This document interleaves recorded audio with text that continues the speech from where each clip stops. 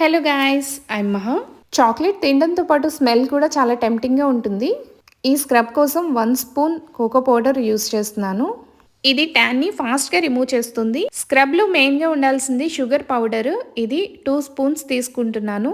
షుగర్ని పౌడర్గా కాకుండా నార్మల్గా కూడా తీసుకోవచ్చు. 1 స్పూన్కి మైల్డ్గా ఉండే బాడీ వాష్ ఏదైనా ఇందులో కలుపుకోవచ్చు. స్కిన్ త్వరగా ఎక్స్ఫోలియేట్ అవ్వడానికి బాడీ వాష్ యూజ్ అవుతుంది. జెంటిల్గా మైల్డ్గా ఉండే బాడీ వాష్ మాత్రమే ఇందులో యూజ్ చేయాలి. కొన్ని డ్రాప్స్ పచ్చిపాలు కూడా ఇందులో వేసుకోవాలి. వీక్లీ 3 టైమ్స్ ఫేస్కి అప్లై చేసుకోవచ్చు.